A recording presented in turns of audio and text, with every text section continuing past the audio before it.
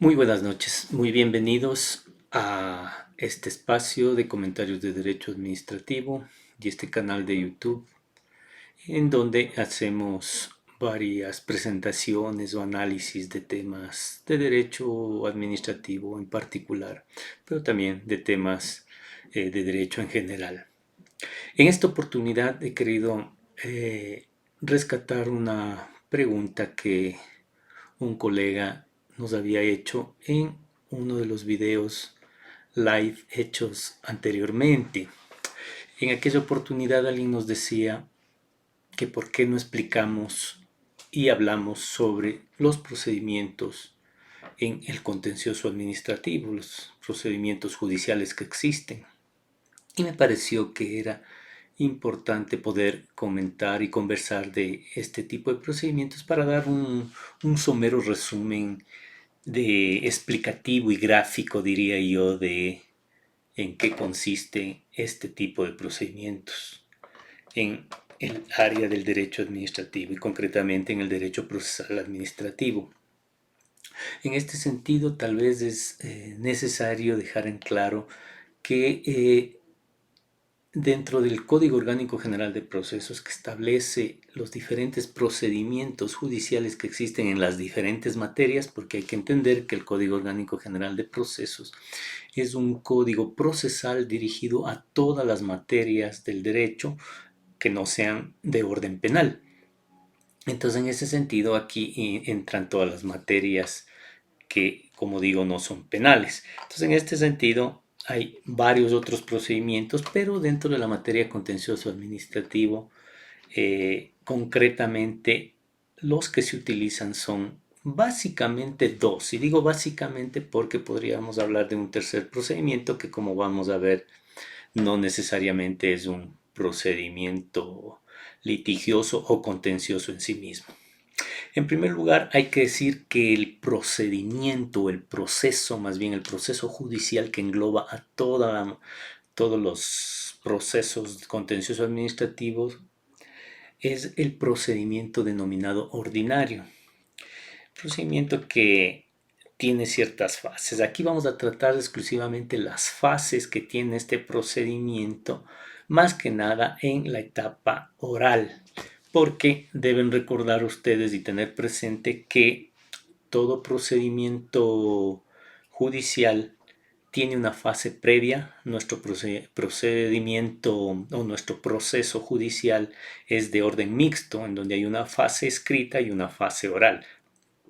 La primera fase es la escrita y una vez que termine esa fase pasamos a la fase oral. El procedimiento ordinario tiene dos fases. La fase o las etapas, diríamos, de la audiencia preliminar y la etapa de la audiencia de juicio. En contraposición, el proceso sumario, en cambio, tiene una sola audiencia. Y vamos a hacer unas pequeñas distinciones para diferenciar estos procedimientos concretamente en la materia que nos ocupa, que es el contencioso administrativo. Les había dicho que posiblemente se puede hablar de un tercer procedimiento y hacía referencia a esto toda vez que debemos pensar que también puede haber una especie de procedimiento adicional que es el establecido en el artículo 370A o el 370 a continuación, que establece en el Código Orgánico General de Procesos el denominado fase de ejecución de silencio administrativo, que no es propiamente un procedimiento como tal, sino como bien indica su nombre, es una fase de ejecución del silencio administrativo positivo, que en algún momento hemos topado y posteriormente podríamos hablar de ese proceso que permite la ejecución de ese silencio administrativo positivo.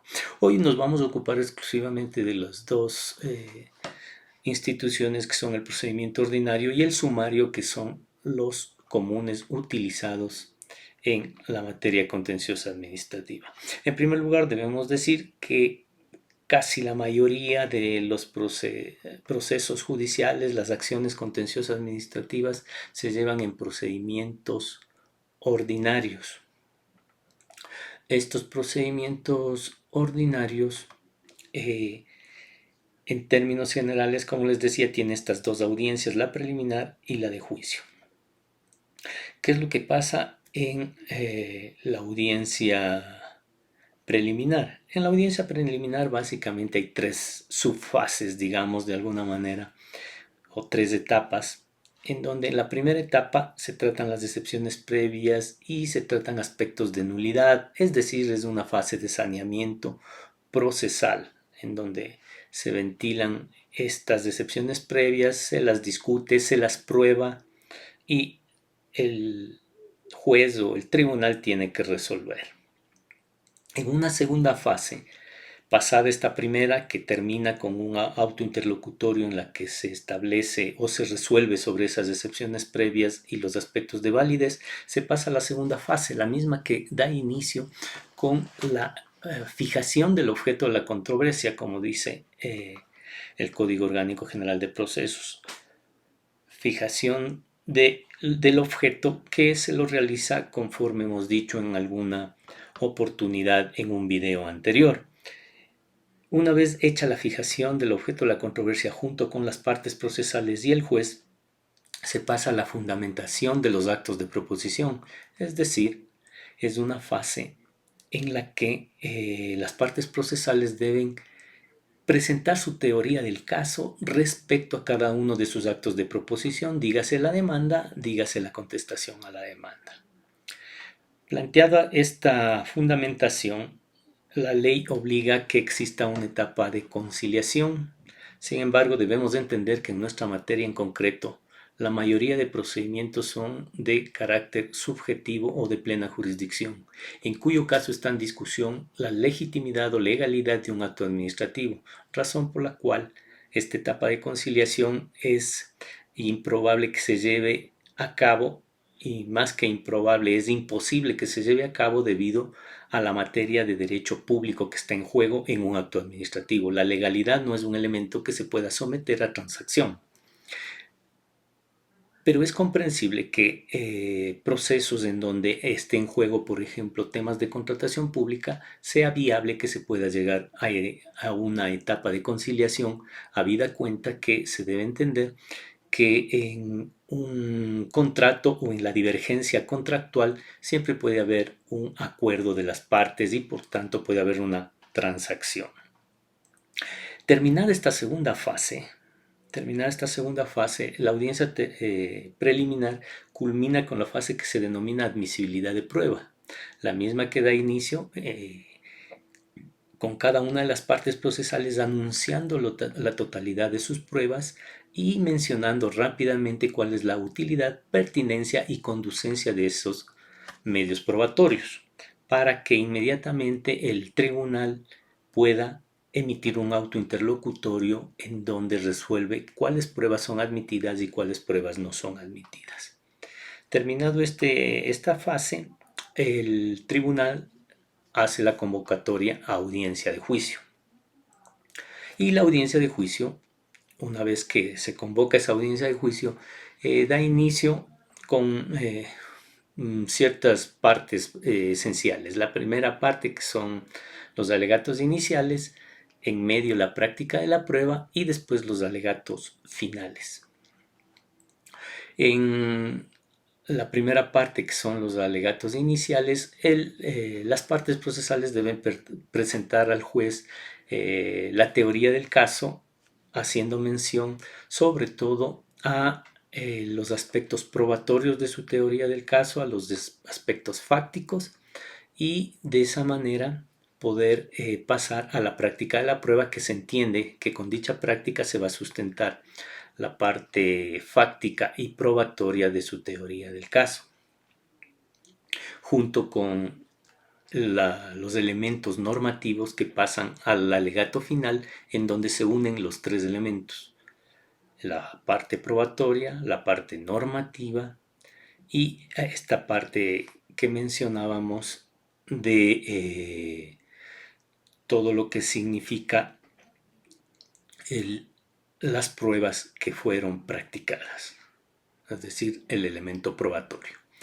De esta manera, en la audiencia de juicio recapitulando, tenemos esta parte que es los alegatos iniciales, que presentamos la teoría del caso con sus tres elementos, la práctica de la prueba y los alegatos finales, en donde se compagina, digamos así, de la teoría del caso se compaginan los elementos probatorios, los elementos normativos y el elemento probatorio que hace relación a los elementos fácticos que deben ser probados.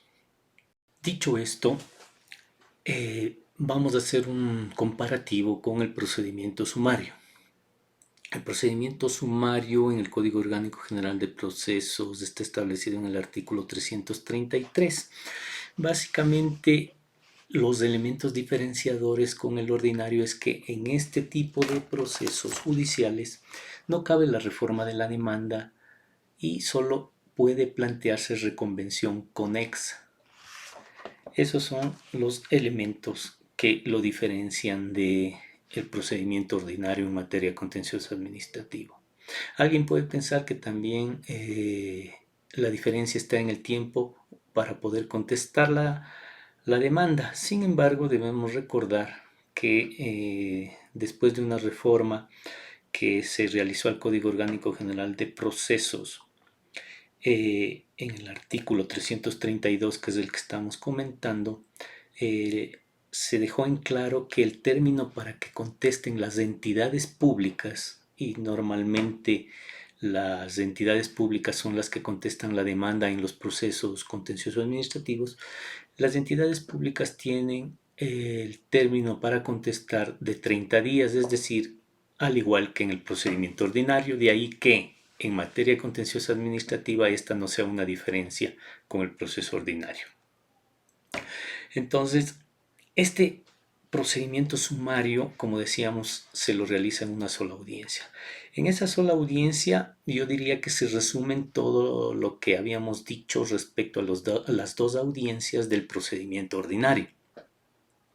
En esta única audiencia, la misma empieza con dos fases. Aquí hay dos fases únicamente en esta audiencia única. En la primera fase se procede con el saneamiento y la determinación de los puntos de debate, que viene a ser algo parecido a lo que sucedía en la audiencia preliminar del procedimiento ordinario. Entonces, en este sentido, esta primera fase tiene una gran similitud con el procedimiento ordinario y concretamente con la audiencia preliminar, y en esta primera fase se culmina asimismo con una etapa de conciliación de ser el caso. Sin embargo, habría que indicar que, o como lo habíamos dicho anteriormente, siendo que el único procedimiento que cabe en este tipo de procesos, que es el pago por consignación, posiblemente la conciliación no sea factible. En todo caso, como se trata de pago por consignación, desde mi punto de vista, esta fase es totalmente viable, toda vez que se está entregando un dinero a una persona producto generalmente de una expropiación. En la segunda fase del proceso sumario, en cambio, se empieza con el debate probatorio, en donde se hace el anuncio de las pruebas, explicando su pertinencia, utilidad y conducencia. Posteriormente se realiza el alegato inicial respecto a los actos de proposición de cada una de las partes procesales para proceder inmediatamente a la práctica de la prueba y finalmente a los alegatos finales. Este, en resumidas cuentas, el procedimiento sumario, que como ustedes ven tiene un gran parangón con el procedimiento ordinario y no hay gran diferencia. Lo que sí hay que acotar es que en el Código Orgánico Administrativo hay algunos artículos que hacen mención al procedimiento sumario. Y vamos a hablar de ello porque este tipo de procesos creo que no se los ha aplicado todavía, o se los ha aplicado en muy pocas ocasiones, pero hay que tomar en cuenta que el artículo 179 del Código Orgánico Administrativo habla, por ejemplo, de que debe darse en un procedimiento sumario cuando se ha establecido o se ha alegado caducidad de las actuaciones previas. Entonces, este podría ser otro procedimiento sumario que podría estar considerado como procedimiento sumario en lo contencioso administrativo. Algo parecido sucede en el artículo 244 del mismo Código Orgánico Administrativo al hablar de la caducidad cuando se ha alegado caducidad en un procedimiento administrativo, en cuyo caso, si ha sido negada esa petición, puede el administrado acudir al contencioso administrativo para que en un proceso sumario se verifique esa caducidad. Esta es una situación un poco particular que establece el Código Orgánico Administrativo y que de lo que yo conozco muy poco se ha empezado a aplicar. También hay una mención al procedimiento sumario en el artículo 281 cuando se habla de la excepción a la coactiva. Entonces estos serían casos adicionales en donde se podría utilizar, o más bien dicho, donde debe utilizarse el procedimiento sumario como